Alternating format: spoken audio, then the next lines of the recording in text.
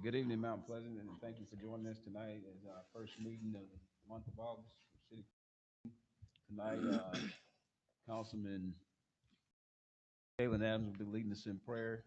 I ask that you all stand for the pledge afterwards. Lord, we come to you tonight thanking you for giving us an opportunity to come together and do the city's business.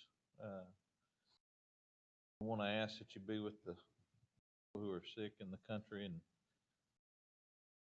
place a healing on them, Lord.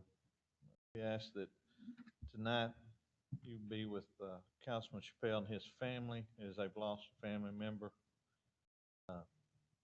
Nothing that you can say to heal someone like that. We just know that you're the only one that can cover their heart with a blanket of understanding. Lord, help us make the right decisions tonight as we go through this agenda, and give us vision and wisdom. In Christ's name we pray. Amen. Amen. Amen. Pledge allegiance to the flag of the United States of America and to the republic for which it stands, one nation, under God, indivisible, with liberty for all.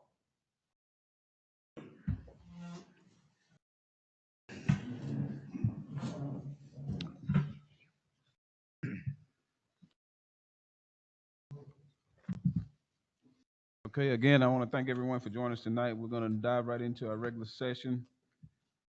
First agenda item is to consider approval of minutes of the July 21st, 2020 regular session, July 23rd, 2020 special session, July 26th, 2020 special session, and July 28th, 2020 special session.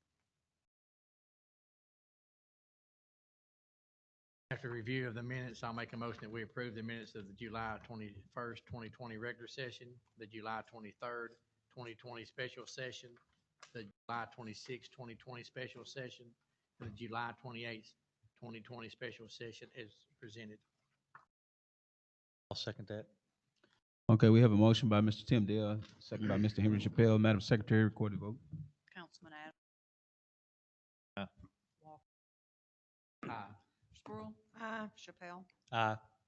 Motion carries unanimously. We'll now move on to item 2. Item 2 is consideration and possible action regarding a proposed tax rate for fiscal year 2020-2021. We'll take a roll call vote. Then.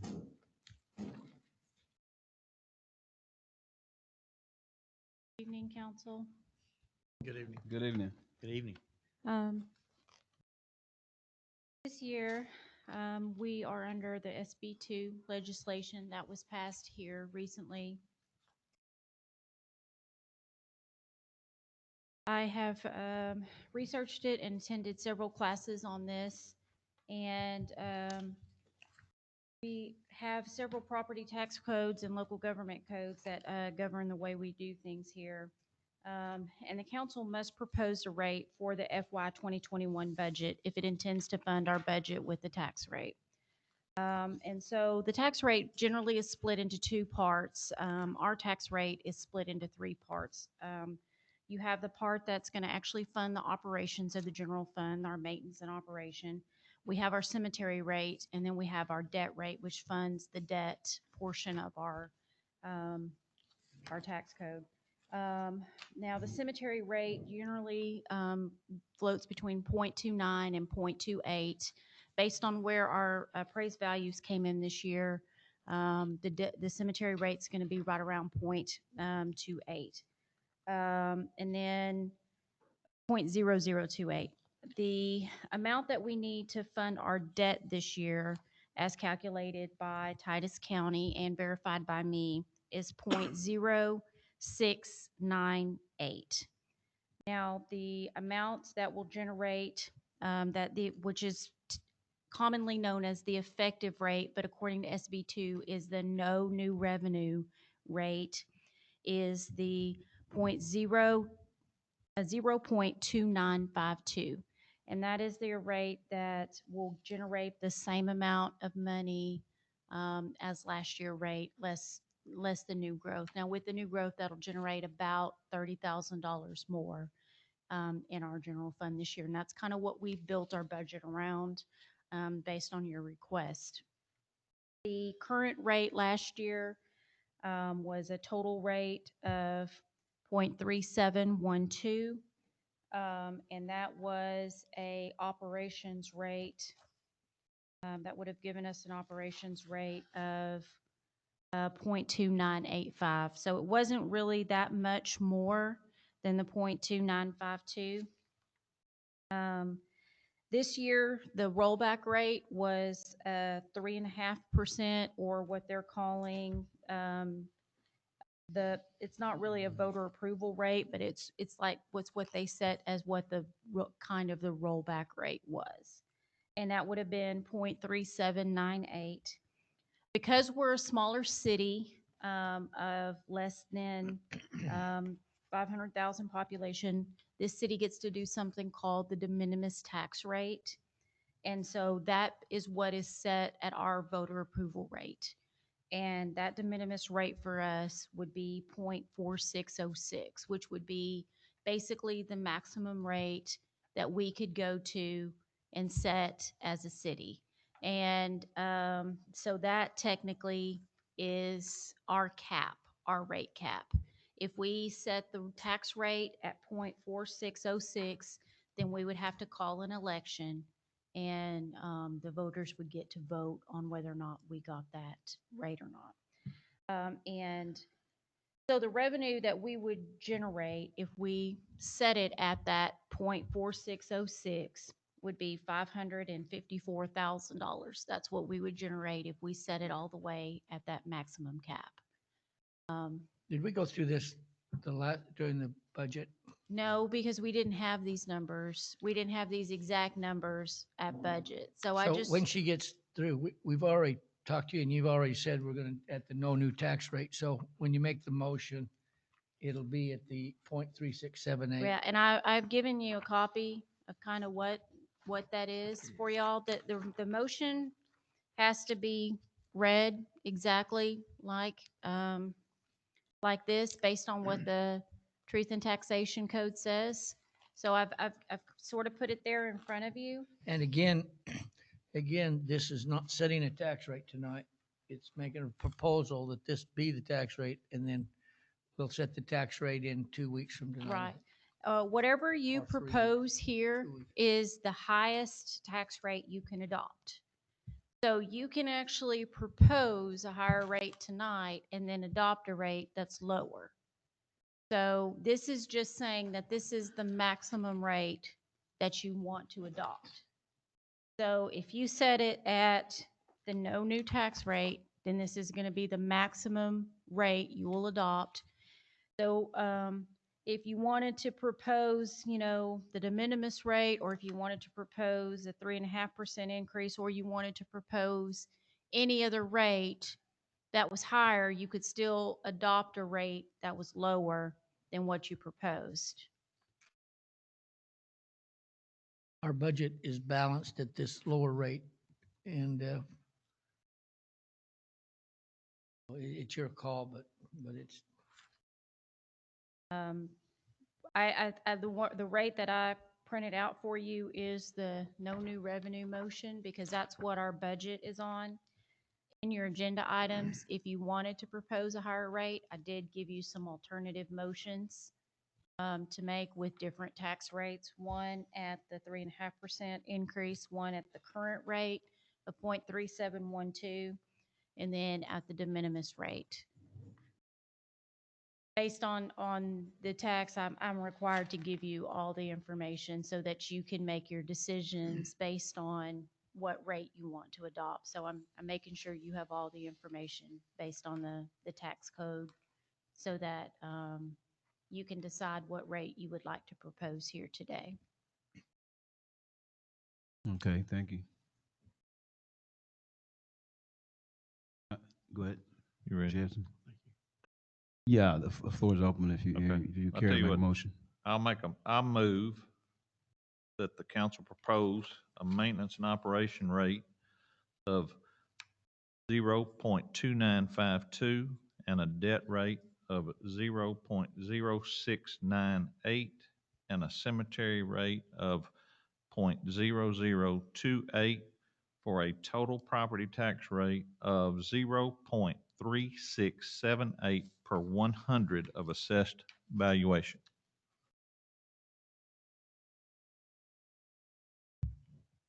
Okay, we have a motion by Mr. Galen Adams. Do we have? Second the motion. Okay. Motion by Mr. Galen Adams, second by Mr. Jerry Walker. Madam Secretary, is this a roll call vote? Councilmember Shell, Aye. Sproul, Dale, Walker, Adams. Aye. Okay, the motion carries unanimously. We'll now move on to item 3, which is consideration and possible action regarding the scheduled date for a public hearing on the proposed tax rate. The tax code 26.05D says that the governing body must not adopt a tax rate without scheduling one public hearing on the tax rate. And that it has to be at least 5 days after the notice is given. And since our paper only runs on Sundays, and that the public hearing can't be on a weekday, and that it has to be based on when the time is and when we can give the notice in the paper. The first available day, basically, that we can get our public hearing in is going to be August 18th. So I recommend that the city council set the public hearing on the tax rate, on the proposed tax rate for August 18th.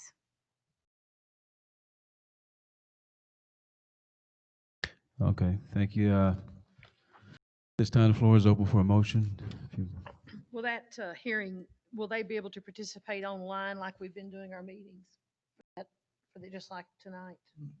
Okay, so if Is the- it if the- possible that we could have people here that night? Yep, if the council wants to open it back up for the public, just let us know. I don't think we should go back to the council chambers because it's pretty Front room. small, but Right. we can set this room up but we'll have to have the fire chief here, make sure we don't have too many people in here.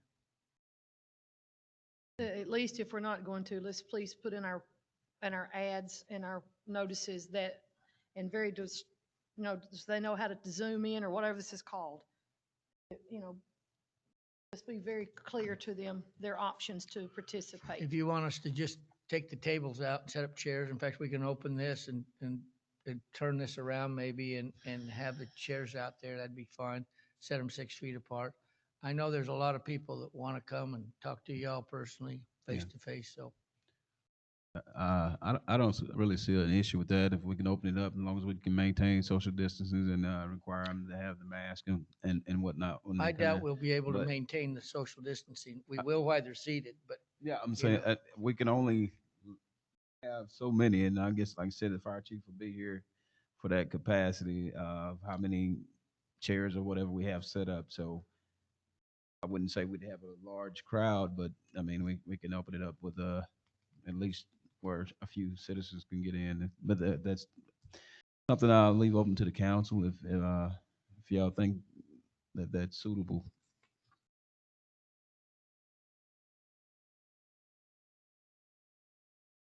And at this time, the floor is still open for a motion on this item for public hearing. I'll move it. We set a public hearing on August 18th, I'll second it. 2020 for the possible action regarding scheduled date for proposed tax rate. Okay, we have a motion by Mr. Galen Adams, second by Mr. Tim Deal. Madam Secretary, please take roll. Councilmember. Aye. Sproul, Uh, Dale, Aye. Walker, Aye. Adams. Motion carries unanimously. Public hearing will be set for August 18th. Now move on to item 4. Item 4 is consider and possible action regarding the scheduled date for a public hearing on the proposed annual operating budget for the fiscal year of 2021. Based on your charter requirements and based on local government code, section 102.06, you're required to have a public hearing on your budget. And you really are supposed to have it like 15 days after you prepare the budget. And we presented our budget to you on July 26th. That was our first, official balanced budget that we had. And so the 15th, 15 days after that would really be August 18th. So that will be our first council meeting after that period of time. So, and we'll be having the tax rate public hearing on that same day. So that would be a good day to have our budget public hearing as well. Okay, thank you. Floor is open for a motion. I'll make a Go motion that ahead. we consider with possible action regarding the scheduled date to adopt the budget of August the 18th. I'll second the motion. A motion by Mr. Tim Dale, second by Mr. Galen Adams. Madam Secretary, please take a roll call. Councilman Bell, Aye. Sproul, Aye. Dale, Aye. Walker, Adams. Aye. Motion carries unanimously. We'll now move on to item 5.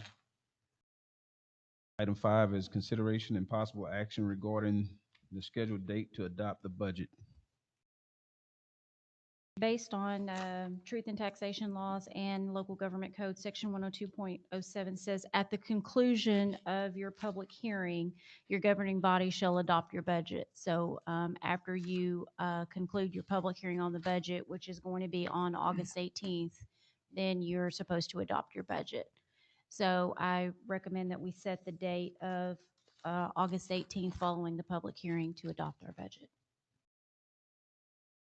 Okay, thank you. I see here that the staff is recommending August the 25th. The The final- August 25th is to adopt the tax rate. Okay. The August 18th was to adopt the budget. I'm sorry, could you say that again, please? The date to adopt the budget is on section 102.07. At the conclusion of the public hearing, the governing body shall take action on the proposed budget. So August 18th was the date to adopt the budget. And Oh. August 25th is the date I recommend to adopt the tax rate, because you can't adopt the tax rate on the same date you adopt the budget. Okay. That would be the following Tuesday, correct? Yes. That's correct. The 18th is our regular The session 18th is a meeting. regular On the session 18th meeting. is our regular meeting. Yes, Okay. that's correct. So we need to make a motion to adopt the budget the same night we have the hearing, and then we That's move correct. the tax rate to the next week. Okay. Yeah. And I have a separate agenda item for the tax rate. So Okay. on this consideration It- here is just consideration to schedule the date for adoption of the budget. Understand. Okay. So would our meeting on the 25th only be to adopt the proposed tax rate? That is correct. And by the new SB2 laws, could it not wait till our next regularly scheduled meeting? No, you cannot. Okay, that's why It I'm ha- at. Yeah, it has to be within 10 days of the public hearing. You have to adopt it. Okay. It has to be no less than 3, but no more than 10 days from the date you have the public hearing. Okay, with that being said, the floor is open for a motion. Okay. Well, I'll make a motion that we set August 18th as the date to adopt the budget. I'll second that. I have a motion by Mr. Galen Adams, second by Mr. Henry Chappelle. Madam Secretary, please take roll. Dale, Aye. Sproul, Aye. Dale, Aye. Walker, Aye. Adams. Aye. This motion carries unanimously. We'll now move on to item 6. Item 6 is consideration and possible action regarding the scheduled date to adopt the proposed tax rate for fiscal year 2021. And so again, tax code 2606 is where you says that you, that has to be held not later than the seventh day, but not, so you have to do that. And then it has to be done it has to be done really now with SB2 before August 30th. It has to be adopted. So your next scheduled meeting after that is in September. So we have to have the tax rate adopted before then. And this is where local government code and the tax code now, truth and taxation, kind of conflict, because local government code says that you have to have it done before September 30th. But the new SB code now says that you have to have it adopted before August 30th in case you have to have a rollback election or you have to have your voter approval election. So in order to be able to kind of meet your tax code and your voter election law code, you have to have everything pretty much done now by August in case you adopt a rate that has to go to the voters.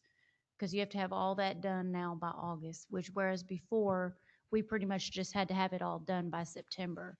So with this new SB2 law, it kind of really crunches us all up now to get it all done in August. But the good news for us is we pretty much have a balanced budget already. Y'all have seen everything that's been in the budget.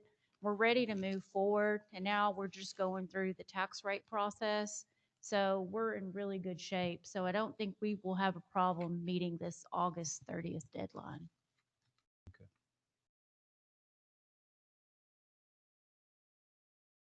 So we recommend setting the date of August 25th to adopt the proposed tax rate.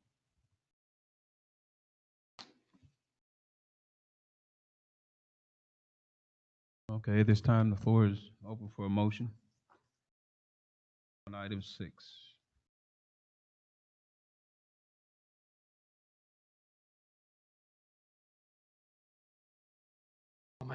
I'll make a motion that we consider and we possible action regarding the scheduled date to adopt the proposed tax rate of year 2021 as August the 25th as the date. I have a motion by Mr. Tim Dale. Do we have a second? Second. We have a second by Mr. Henry Chappelle. Madam Secretary, please take a roll. Walker. Aye. Dale. Aye. Sproul. Aye. Chappelle. Aye. Motion carries unanimously. Thank you all very much. I know that was quite a lot of items to get to, and it was quite confusing and a lot of dates and stuff to set, but I will make sure that we all get everything we need to get done and we comply with the new laws. We thank Michelle. you. I understand. We all understand that we have a certain deadline to get everything done, and we appreciate everything you're doing. We really thank you. All right, thank you. Thank you, Mikhail. So at this time, we'll go ahead and close item 6. We'll move on now to item 7, which is consider approval of resolution number 2020-12 for the sale of Lot 3, Block 311A in the city of Mount Pleasant to Alan Salinas. Mayor and council, number 7 and number 8 are tax sale lots that each one of the taxing entities has to approve. It was as you heard, the sheriff's sale of the auction, the courthouse sale of the taxed property. Alan Salinas is proposed to buy both of these lots. We, the school district and the county, have to approve it. We recommend approval. This will put these lots back on the tax rolls. Okay. They're sold for lack of taxes being paid.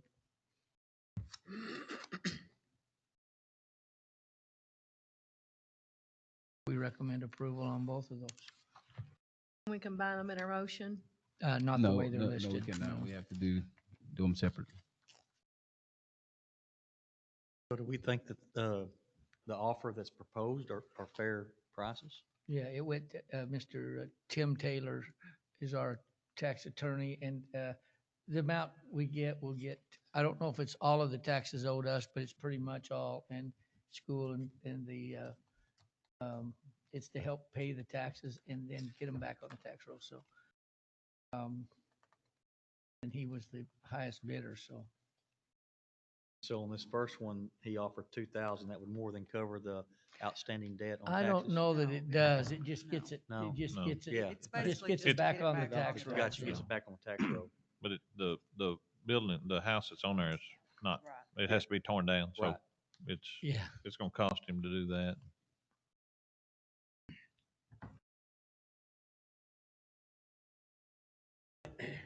Okay, council, we have any more questions on this item? Okay, at this time, the floor is open for a motion. Make a motion, we consider approval of resolution number 2020-12 for the sale of Lot 3, Block 311A in the city of Mount Pleasant to Alan Salinas. I'll second the motion. Okay, we have a motion by Mr. Henry Chappelle, second by Mr. Galen Adams. Madam Secretary, please take a roll. Councilman. Aye. Walker. Aye. Dale. Aye. Sproul. Uh, Chappelle. Aye. The motion carries unanimously.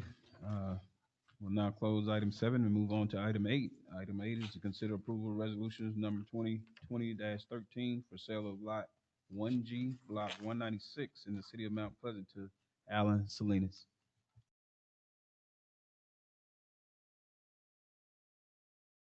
Question, Ed, how long does he have to pay that to the city? He pays it to the count, Or he to the pays it to county. the It has taxing, to go to all the taxing entities first, so Right. it and then normally he, takes,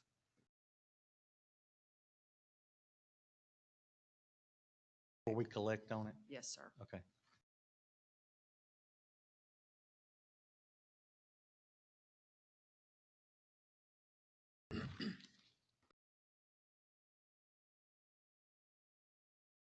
Any further questions by the council? Floor is open for a motion. I'll make a motion, we consider approval of resolution number 2020-13 for the sale of Lot 1G, Block 196 in the city of Mount Pleasant to Alan Salinas. Okay, we have a motion by Mr. Henry Chappelle. Do we have a second? I'll second it. Second by Mr. Tim Dale. Madam Secretary, please take roll. Councilmember Adams. Aye. Walker. Aye. Dale. Aye. Sproul. Aye. Chappelle. Aye. Motion carries unanimously. We'll now close item 8. We'll move on now to item 9. Consider approval of resolution 2020-14, selecting an engineer firm to perform professional services at Main Street Program.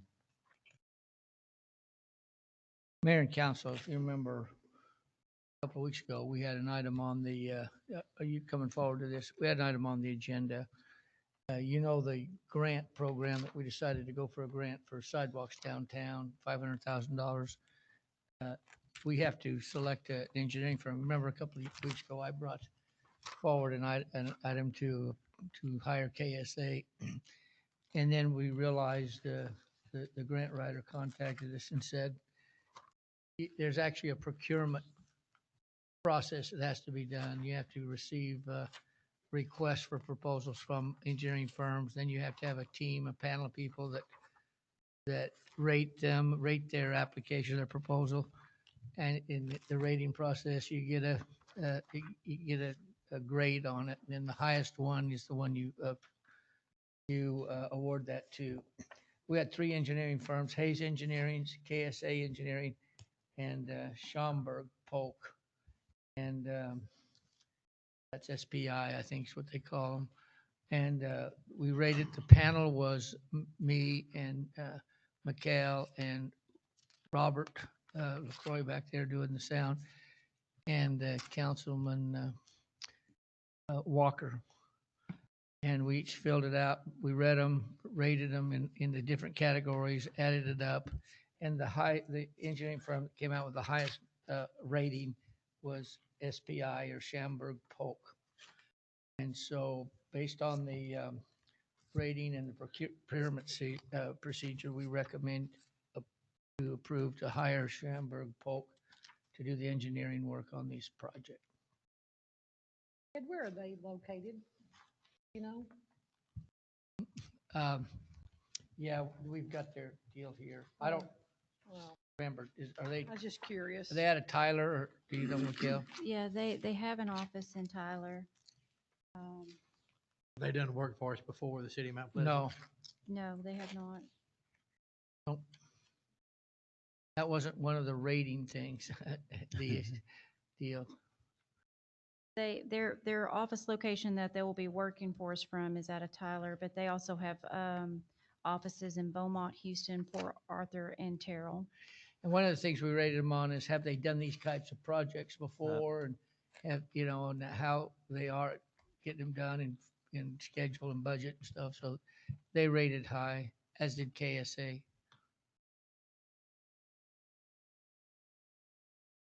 Just what they the grant guy's got to go by this procurement procedure. When will this, grant be? I think the grant has to, the deadline is September 1st, isn't it, Lanny? It's September 1st. That we have to have this done, and then the next step is to go through and develop a scope of work, which sidewalks we're gonna do. And we've got Miss Patty Alexander, who is the chairman of the, she's on the Main Street Board, but she's also the chairman of the downtown, the Merchants Committee.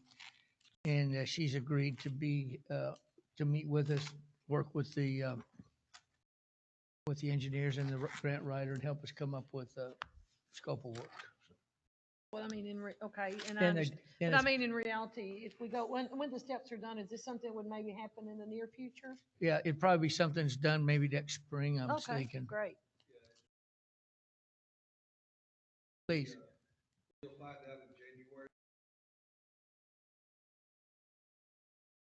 Great. Tell me again how much this was. What do we? It's $500,000. thought that- Then you pay the grant, the grant administrator gets no money unless he gets the grant. Right. And if they do, then there's a payment to him. Then there's engineering fees for doing the engineering on it. And so somewhere 400,000 to 425 or whatever there was left goes into the sidewalks. But they'll have it all itemized out in the grant application, so we'll know exactly what we'll be doing. No. And just as refresh the memories of people interested in this, will it be just to enhance our existing Main Street footprint, or will we be expanding it, including other, will we broaden our Main Street parameters? Or, Well, we won't broaden our parameters, but the parameters right now go, I forget how far south is They it? go Just- from the is it- split on this end down to Arkansas or something like that? Is it Arkansas, and then it comes up Ferguson, then goes over to Washington, and comes up there to the split, and then goes over to Van Buren and back down. south to so there's some Arkansas. areas that are included in our existing, boundaries, but they've yet to have some improvements. That's correct. Okay. In fact, if you got on the sidewalk at the library to walk downtown, you'd walk on grass some of the time, or a little narrower, so all that could be done. Third Street was done, but if you go across Ferguson, or Jefferson, I guess it is, and go across east into that where the restrooms are, the general public restrooms, all that's never been done, so that could be done. And so we don't have enough to do everything, I don't think, but we'll be able to pinpoint exactly what we want to do, expanding some narrow ones and old ones and new ones. I'm glad Miss Alexander has agreed to be a part of that, because she certainly has had a business downtown a long And she's time and has aware, been yeah. very involved in And- the Main Street program, so I think that's great. So Ed, I don't see a comparison chart here as far as how you determine the rating. So what was between SPI and KSA, where was the 8.5 point difference between those two? What was the separation there? I'm not sure, I rated them I- right the same. I have the Mr. rating, I have the rating sheets. Robert with PSI is actually in the comment now and says if you have any, glad to answer any questions. So I could go back and forth with him with SPI. I just want Mikhail to explain why KSA was 8.5 points lower, so I can understand why. You'd There have to, was- you'd have to, let me just say too, you'd have to talk with Mikhail and I and Robert and Jerry. Everybody did it differently, We, so yeah, it's not we anyone- all got a copy of these. We all went through the rating sheets right here that we had. And I can give you a copy of the individual rating sheets, went through, there were several questions we had to answer, and everybody went through, read them, and marked down on a score. Mostly of, some had 20 max points, some had 10 max points, and we just all kind of rated what we thought their points were, and then we averaged the 4 sheets between them, and that's how we came up with the scores. Like I took all of the S&P sheets and added the scores divided by 4, and I took all the KSA sheets, added them up, divided by 4, and then all of the Hayes sheets and divided by 4. That's how we came up with their ratings. And so everybody rated them differently, They tend to be and yeah, to be, subjective as you go yes. through there, Some what you are read. subjective. And Well, I some didn't of know if them, like there was one specific area that stood out between like even all four. One could have been, it wasn't mine, but I mean, one could have been, for example, there's no points for somebody who's done workforce before. But if one agency has several projects going on in the same city, it- there was maybe the thought among some that bringing another engineering group in to do it so that we don't just add more and more projects to the same guy. also there was, just in my personal scoring, there was, in here, there was supposed to be some specific certifications attached that was worth 5 points that were left off of KSA's. And even though But he had the he's- certificate, right? he And he did sent it to have us them, later, but he but it wa- submitted them after the cutoff, and they can't be considered after Understand. the cutoff, and you have to grade based on what's submitted. So there was just some things left out of KSA submittal that, in my opinion, even though I know him and I know he has the stuff, if you don't put it as part of the submittal, in my opinion, it can't be graded as part of the submittal, whereas other people graded it based on the fact that they know that he has the stuff. So, I mean, some people graded it a little harsher based on what was submitted as part of the proposal, while as others graded it based on their knowledge of KSA. So, Okay. I just, the way I grade it based on what's submitted as part of the proposal. So, and some grade, I mean, I graded mine based on what is actually submitted. Okay, thank you for explaining that.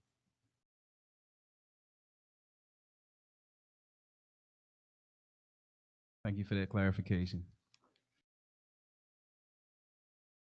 Okay, at this time, will you have any further questions, council? Floor is open for a motion on this item. Make a motion, we approve resolution 2020-14, selecting SPI as the engineering firm to perform professional services on Main Street program. I second the motion. Okay, we have a motion by Mr. Galen Adams, second by Mr. Jerry Walker. Madam Secretary, record the vote. Councilman Aye. Sproul, Aye. Dale, Walker, Aye. Adams. Motion carries unanimously. We'll close the item 9, now move on to item 10. Say thank you to all the engineering firms that took the time Yes. to submit these. Most certainly, we thank you all. Item 10 is to consider the award of the HVAC bid proposal. Based on our conversation last time, I went back and I spoke with Alfred on his workers' comp. He did request a quote from his insurance company. They were not able to get back to him in the time allowed.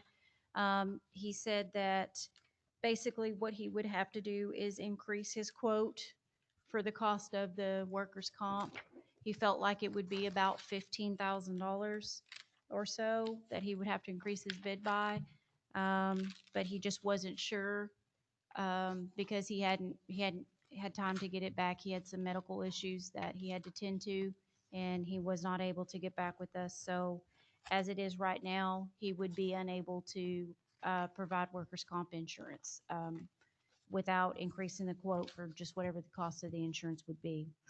I talked with Wood Air Conditioning about sharpening their pencil as you had requested. Yes, ma'am. And he's attached is his proposal, and it was broken down by option 1, 2, 3, and 4.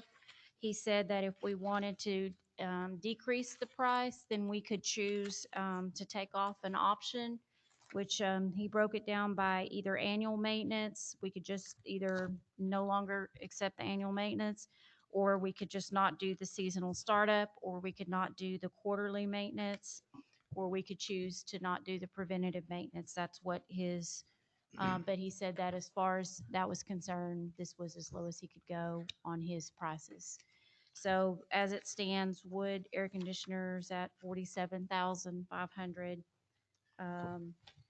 versus, I did complete a grid there at about 8, so we're looking at 47,500 versus 18,450 with Alfred. having to increase his costs based on whatever his workers' comp insurance would come in. I've got a Well- question, Mikhail. So if we do this, we've got it broke down into 4 different options. Yeah.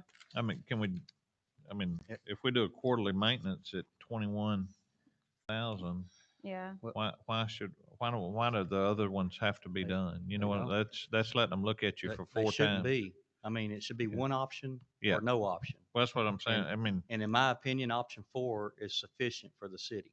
yeah, how many times, I mean, let's look at 4 and see how many times they come and look. What are you looking at, Galen, again? I mean, I'd like to see a list of what option 4 includes. Well, option Well, 4, option 4 is only we- twice a year. That's Right, all okay. they would come out. That's It's twice a sufficient. year. that's sufficient. I mean, within twice a year, they're going to be able to do maintenance on it for fall, summertime.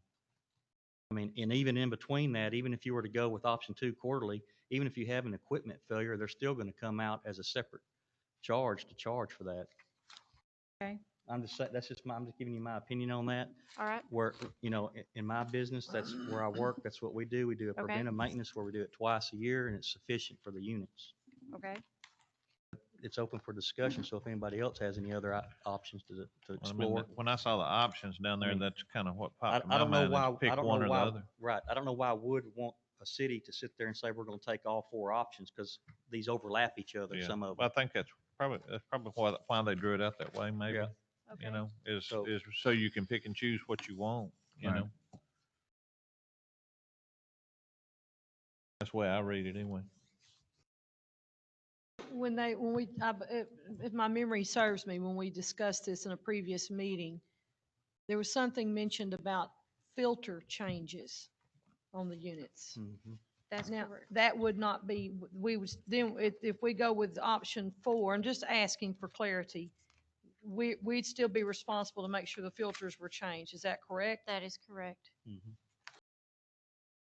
Do we have any, Ed, do you know if we have any kind of schedule in our city plans that someone does a routine filter change and this sort of thing? Yes. Do we? Do we do that anyhow? Tell us about it, I think, Anthony. Mr. Anthony?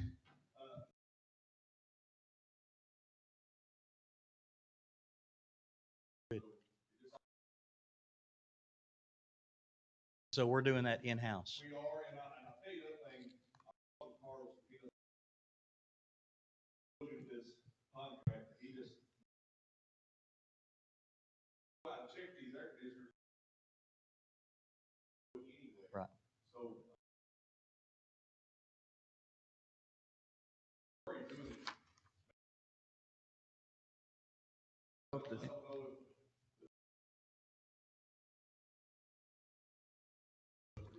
Well, with what Anthony's already telling me, I mean, option 4 that is sufficient for what we need to have done to the units. Because if you're going out and doing monthly or every 90 days on whichever units require 90 days, these guys are coming out twice a year, and they're going to flush the system or wash the coils, see if there's any failures, and they'll fix them at that time as well. But like Anthony said, in between all that, if they can't fix it, then they're going to call Wood anyway.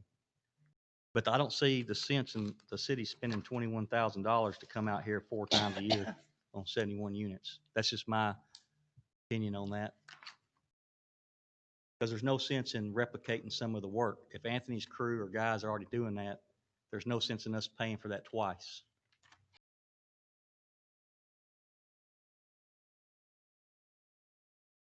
So the city has one guy that kind of takes care of it now, Anthony, or a couple?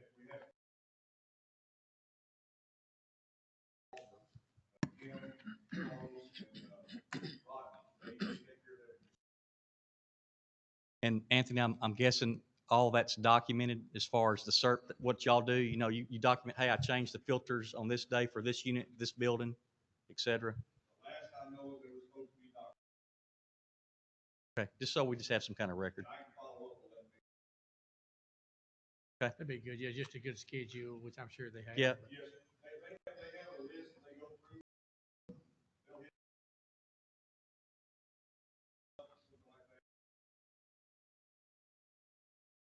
Good. Okay. Do we have any further discussions on this item? Just one thing, Mikhail, on the Yes, sir. cover sheet under subject, wanted to make you aware, it says that awarding bid to perform annual heating, ventilation, and air conditioning services on all City of Red Oak facilities.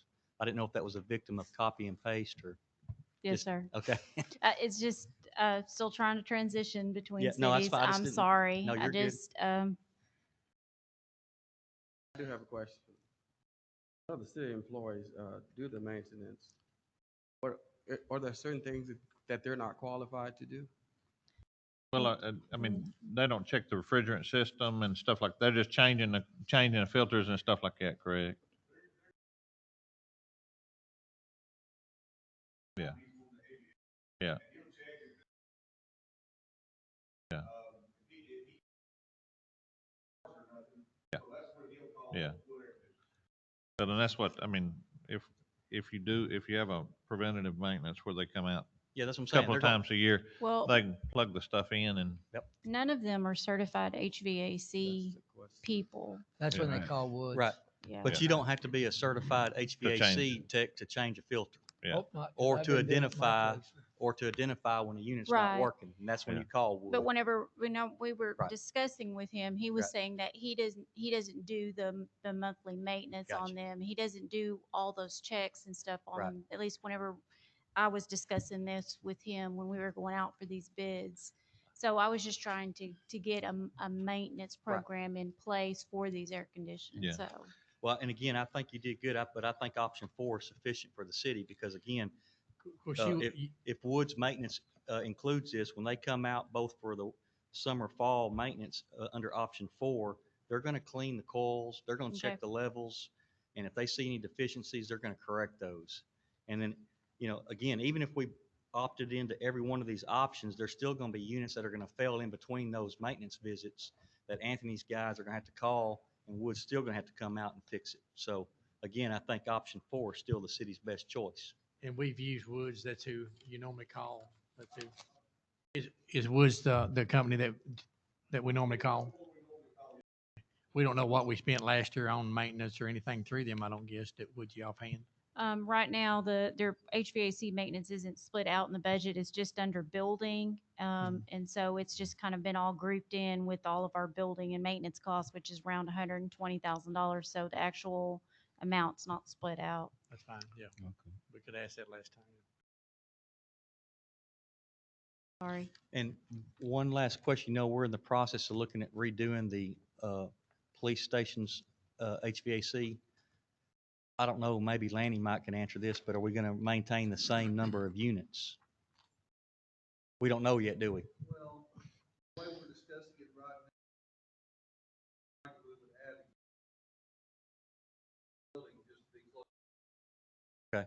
So, but that answer is by the end of the next. Okay, well, I just asked that because this might, adjust the pricing in the end with whomever we choose here. Because right now they're saying 71 units, so that's why I was asking. We may end up being 72 units or whatever it may be. Those new units will be under warranty for the first few Right. years too, will be Yeah. the good part. Yeah, that's, First I mean, year or that's two, so as well, but we just need to remember, if we're going to add a unit, Right. we got to keep track of that. Going forward, we will be, yeah. Okay, well, yeah, if there's no further questions, we'll go ahead and open the floor for a motion on this item. Consider award of HVAC bid proposal. I make a motion, we consider awarding of the HVAC bid proposal to Wood Air Conditioning for their option 4 preventive maintenance schedule.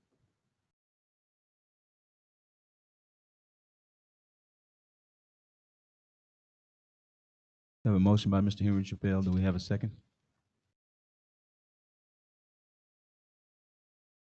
I'll second that motion. I have a second by Mr. Tim Dale.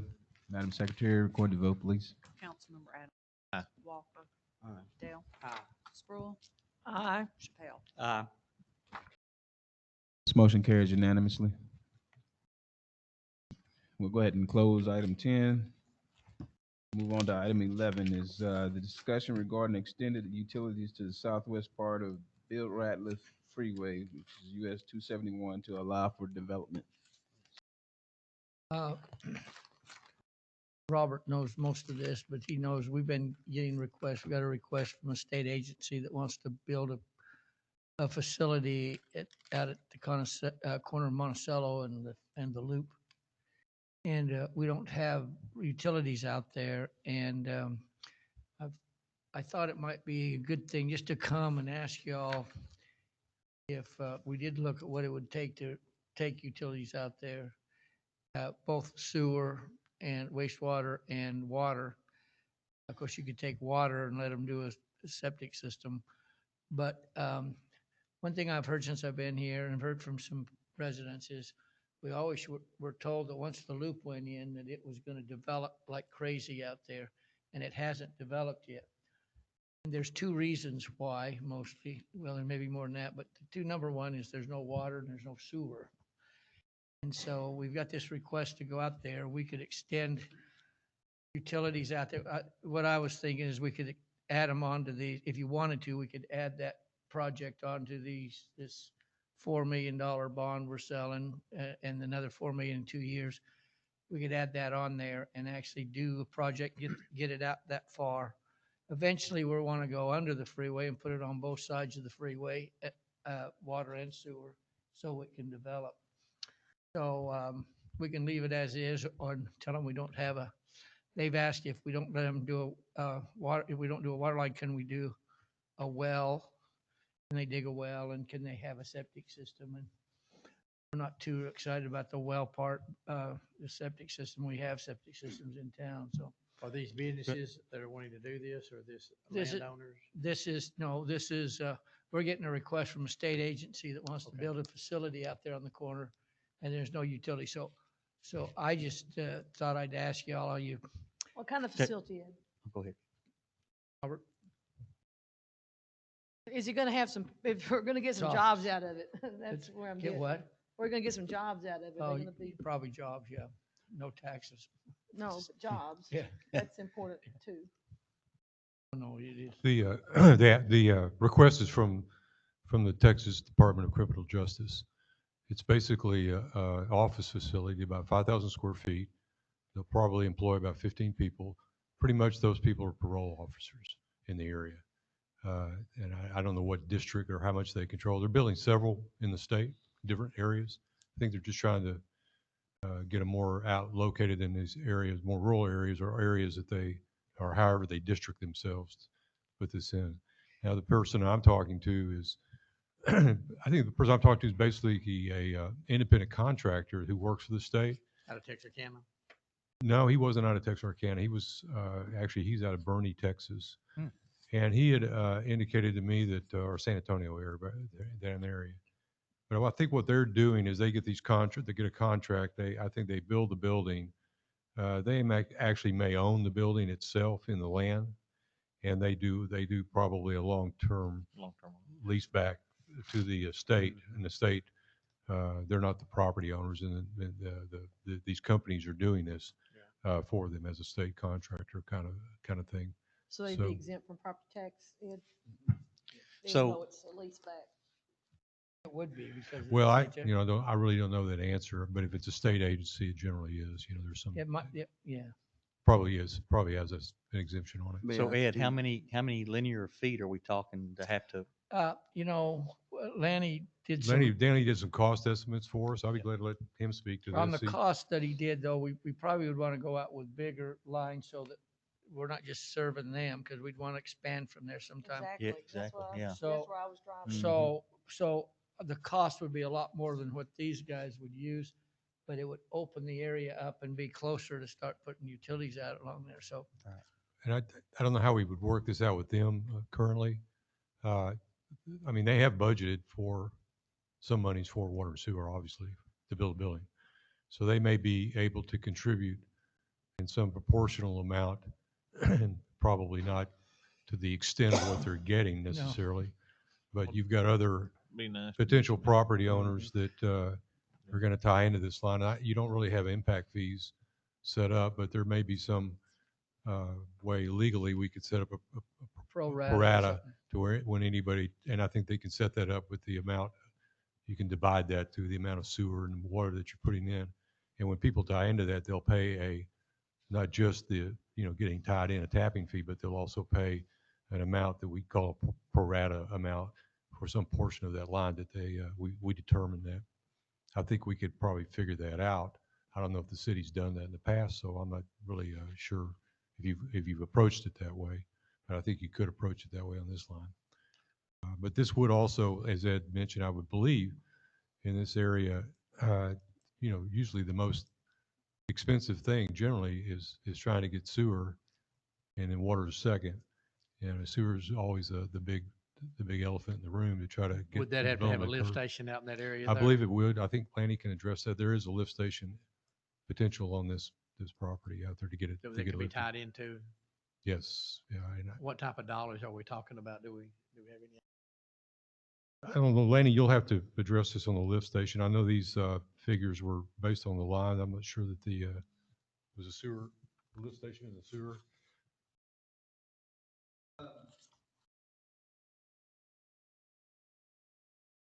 Yeah, I'm sorry, there is I think a smaller lift, there's an amount in here for a lift station in the sewer estimate. But it's probably a size to fit this company, right? It Lanny? is, because it's only like $50,000, which When- doesn't seem to be When I talked very with much. Anthony, to do a large lift station, we're talking about $400,000 plus Exactly. This is trying to for get that it area out lifted there. for this particular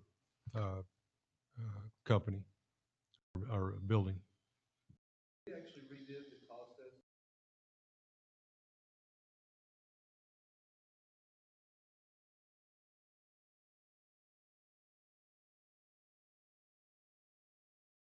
All the way down. Yep. You get.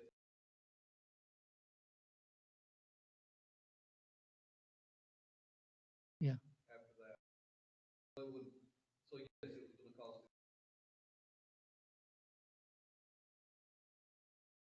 I've had restaurants before where we had to pay for a lift station to go to a central lift station, and then that central lift station belonged to the city, but we paid for the lift. Like a little for grinder, like a grinder pump. Like a grinder pump. We paid for a grinder pump to a lift station, and so, I mean, we don't necessarily have to take a lift station all the way there. I mean. It's we like can- what he says, if we put it in the low point, then it can gravity from the thing Yeah. down. Yeah. Serves the whole area. That way you don't have to have. Yeah, but I mean, I paid for a grinder pump before just to be able to do business somewhere, so. I've done the same thing, of course. And I mean- It's been a deal where normally the city will take over the maintenance of it once you put it in. And this to be located at, you said Monticello in the loop? Yeah, it's on the loop. I'm not sure I was May I supposed to speak? say that. Doing that, I'm sorry. I didn't I'm hear not you. sure I was supposed to say that, but, Oh, no, I don't think it's, okay. the reason I say that is because the question, I talked to the gentleman today, and they're serious because they purchased the property before any decision's been made. They send me a warranty deed where they're committing to doing the deal. So they're fully committed. Obviously, they don't want to spend $1 million putting water sewer in there for their company. They couldn't do it.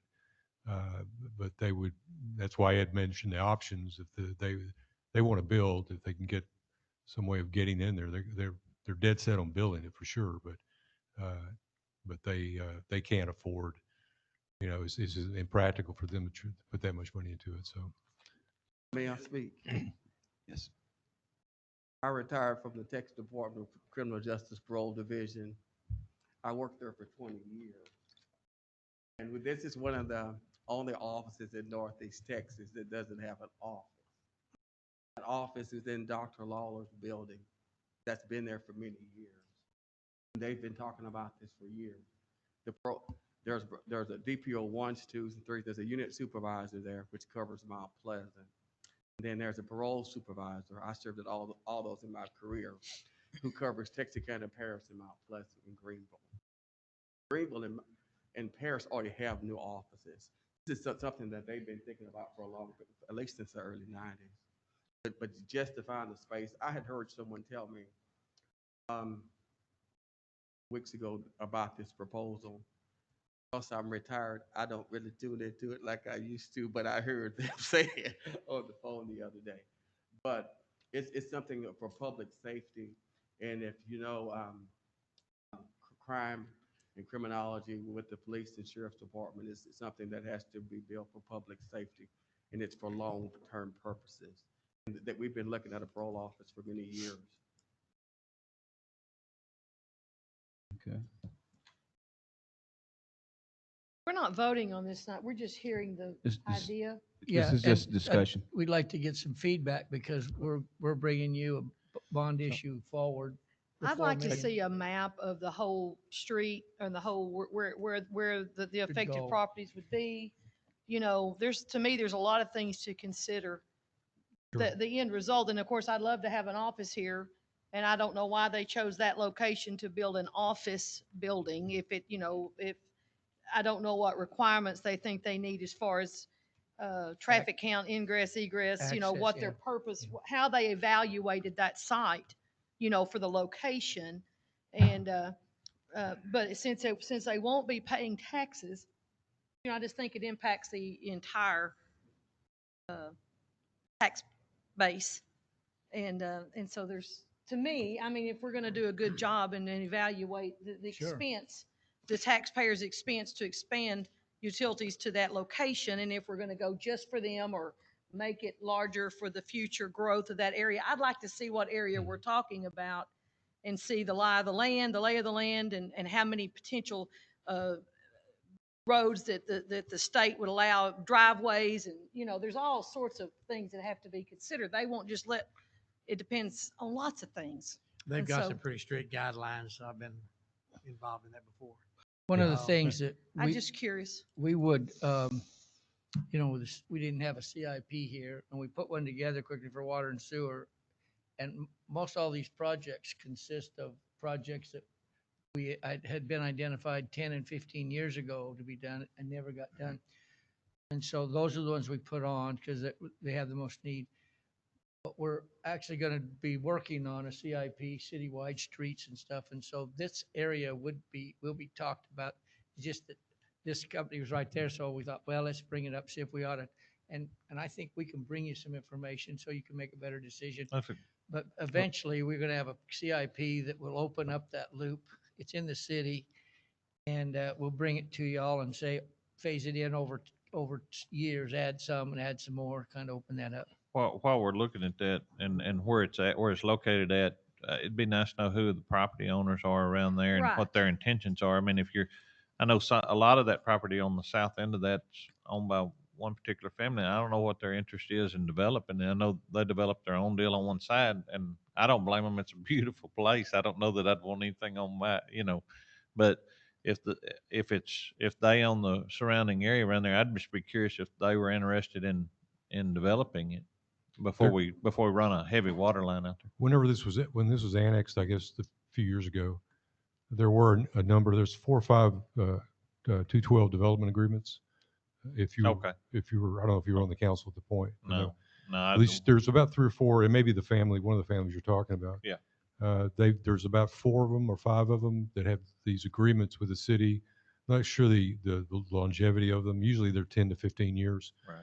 And they're called 212s, but they mean they're non-development agreements. Okay. What they're saying is that we're not going to develop our property for No. a number of years. If we elect to develop, that we automatically get annexed into the city. Okay. So there are little pockets that are sitting out there right now. I just figured that they wouldn't be interested in annexing that beautiful, developing their home, their farm, so. It might be one of the, it sounds like that's one of We're them. talking about the opposite end though.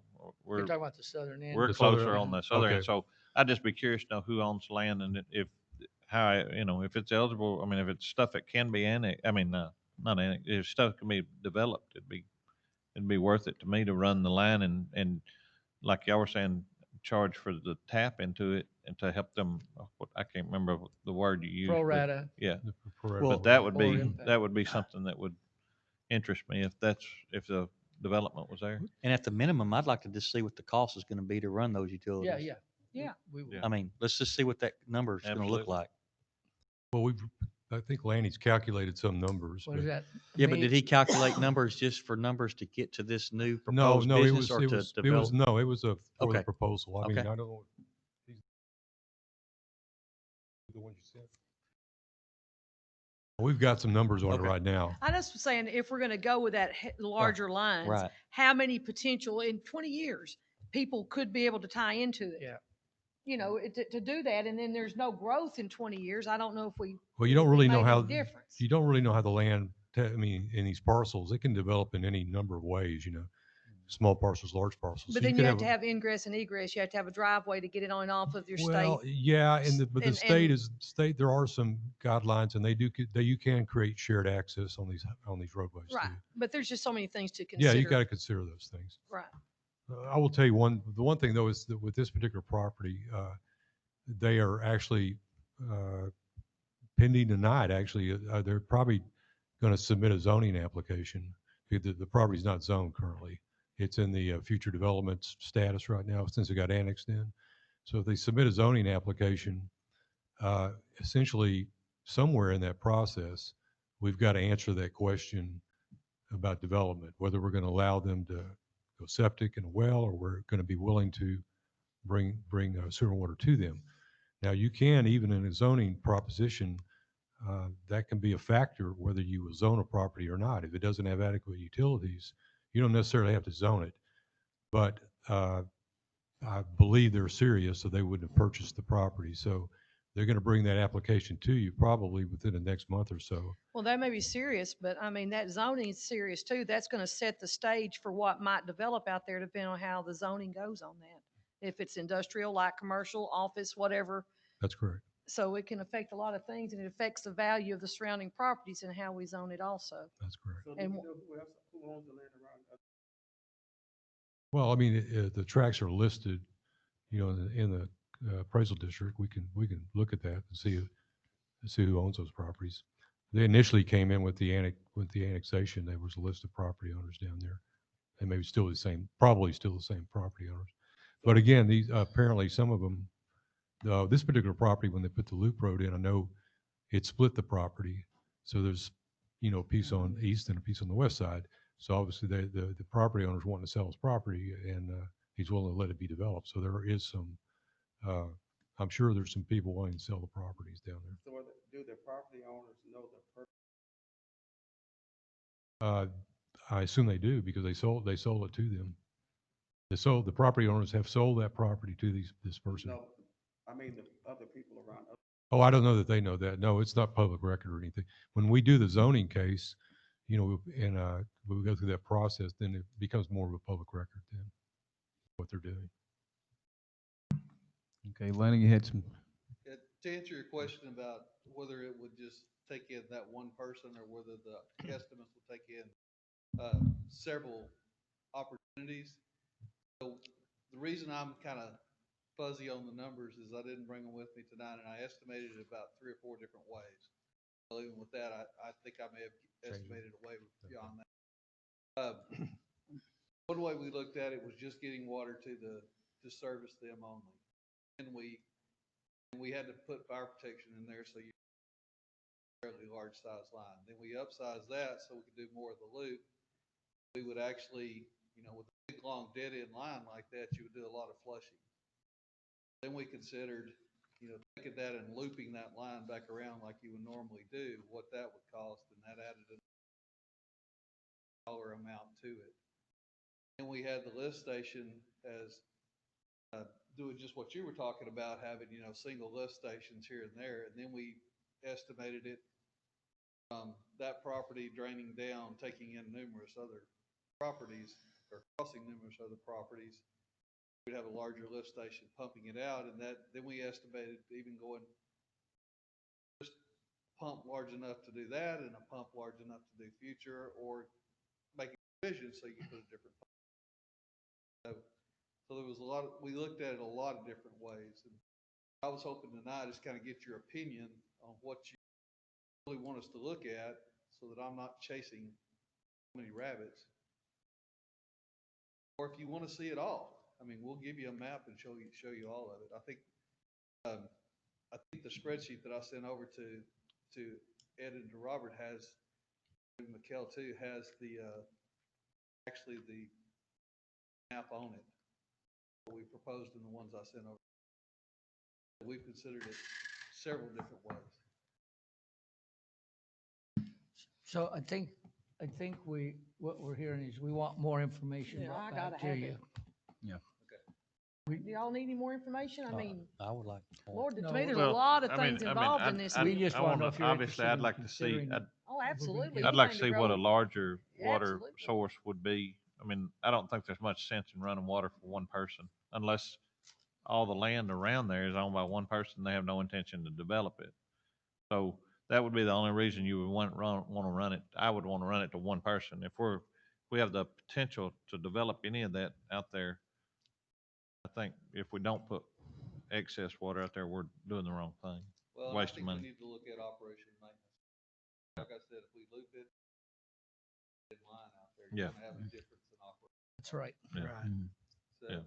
So I think there's some things that I haven't considered, and Yeah. hearing what you're saying, you basically want to hear Everything. enough to make a good decision. Yeah. So- Right. And what kind of zoning will actually need to be put in place? And I'd like to see the land and, to see that's going to affect a lot of future one way or the other. There seems to be quite a bit of what looks like down south, especially light industrial. There's a lot of light industrial zoning But this out is an there. office only, so would that be under light industrial? Yeah, oh yeah, it's You could do cumulative. that? Yeah, it overlaps. The zoning district here Okay. overlaps. That's what You I could mean. put I'd it have to in know there, more yeah. about zoning You know, and the only thing you restrictions. really, I think on a loop road, you really probably want commercial.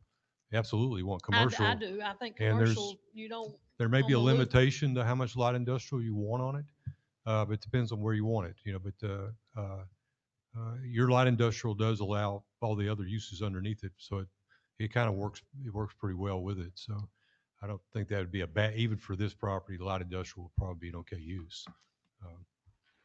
But we'll get these numbers best we can and get back to you. If it's up to the applicant. Once we get the zoning case, it's at his risk, really, honestly. So, but we just wanted to try to get some information to give him some guideline as how he moves forward. And obviously, he's already moving forward. So Okay. we'll just get it back to you. We'll go from there. All right. Thank you, Robert. We appreciate it. Thank you, Robert. How long will that take? Maybe a meeting or two, or weeks or months, or what are we looking at? We don't want to hold them up.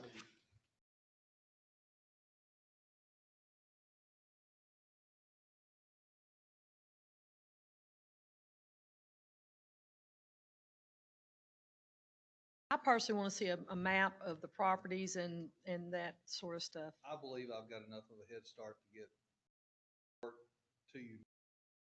Whatever that puts us, as far as meeting day goes, I don't, Lanny's on vacation all this week, so. yeah.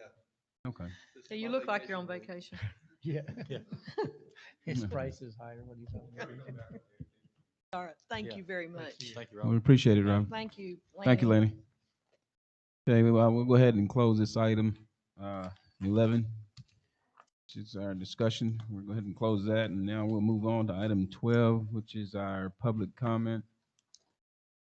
Madam Secretary, do we have any public comment? Yes, sir, we have one public comment here that, and so I'm just going You need to speak up because we can't hear you. I'm going to read this to you, submitted by Debbie Corbell, and it says, Mayor Tracy Cragen, City Council members, I'm asking the mayor and city council to direct the reopening of the city council meetings to the public. There is plenty of room available to achieve social distancing by opening up the entire main hall. Proper sanitizing and wearing of masks, this should be something that could happen and still maintain a safe environment. There are many things that have happened in the city that make it more desirable than ever that citizens have the ability to speak to the council in person should they choose. Some of those include, but are certainly not limited to, ongoing budget discussions, the salaries that are being offered to the administrative personnel, the number of new positions being created, car allowances being asked for, etc. Number of contractors and/or consultants being used, and why some were brought in the first place. How much we are paying, and why we are not handling more of these needs with current city employees. Recent questionable retirement of the city's building official, Eddie Parrott. He served the city of Mount Pleasant for nearly 33 years, half of his life. He served as Director of Public Works, Director of Building and Development, and zoning official, as well as interim city manager. He oversaw the development of many subdivisions, commercial and industrial growth, residential construction, and previous $45 million renovation and new construction project by the Mount Pleasant ISD. He handled all of this over the years, usually as a one-man department. He ranks in about the top 5% of building officials in the United States. Questions should be asked as to what happened and why. Now, I realize that you may not have always liked the information that he gave you or the way it was delivered. Sometimes you may just have not liked the messenger. But I worked with this man for nearly 33 years, and yes, we too had our ups and downs. Like with most grown-up relationships, you deal with and get over it for the greater good, and especially when it was in the best interest of the city of Mount Pleasant. Not what serves an individual, because we have personality issues. Maybe we would have served our citizens better if they had been thought of first. There is no doubt he gave a level of service and knowledge that is not going to be matched soon. We are going to find that out as we hire more people to cover what he did, and we cut in another department to try to fill the void. What's sad and disturbing to me is that not a single council person reached out to Mr. Parrott, not to find out what or why, not even to thank him for all his years of service. No, not one.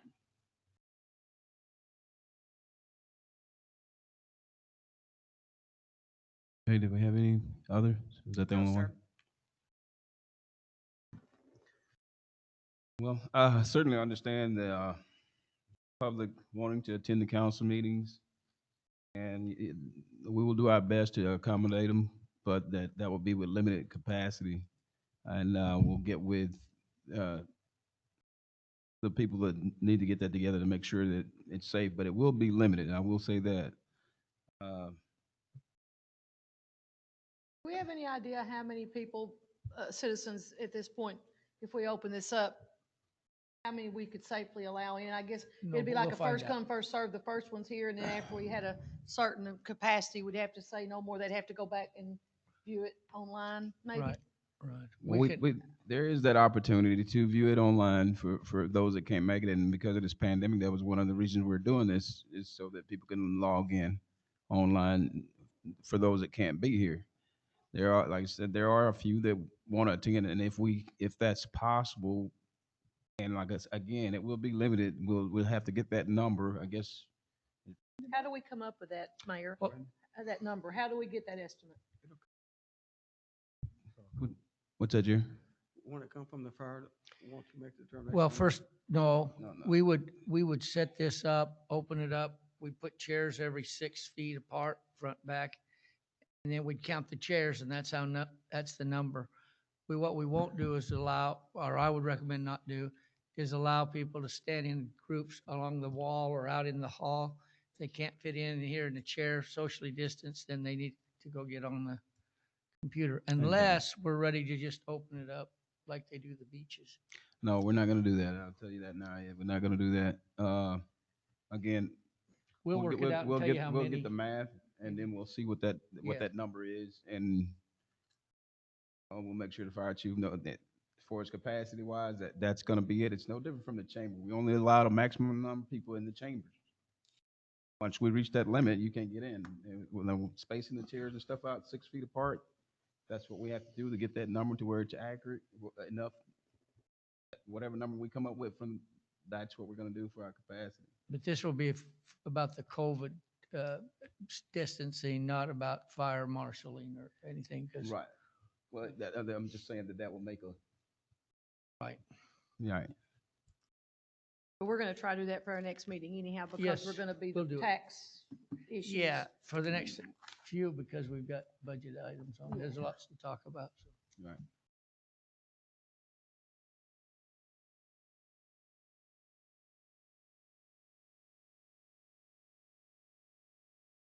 Is there any other questions or anything you want to discuss? Yeah. Okay, we'll go ahead and close public comment. We'll now move on to item 13, city manager's report. Unless you have any questions, I don't have anything tonight. Council, any questions? Okay, we'll close item 13. And at this time, the council will be going into executive session pursuant to Open Meetings Act, Chapter 551, Texas Government Code. To the city council will recess into executive session to discuss the following. Personnel matters, to discuss the appointment, employment, evaluation, reassignment, duties, discipline, or dismissal of a public officer or employee. Okay, at this time, we're now going into executive session. Darlene? Yes, Darlene? sir.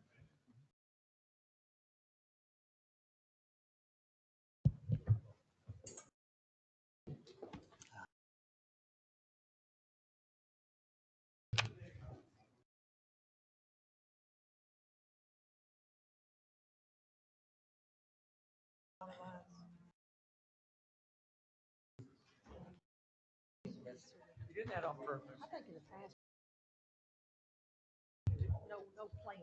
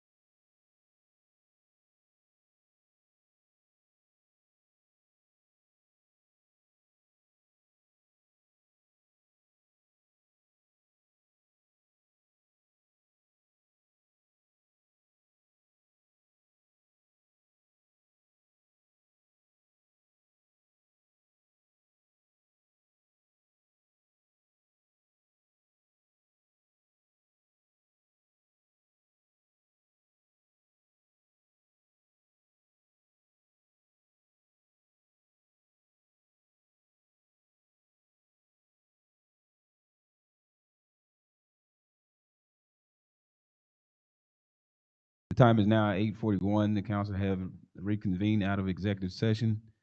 There is no action taken on the item. At this time, motion for the adjourn is open to the floor. I move that we adjourn. I'll second it. We are adjourned.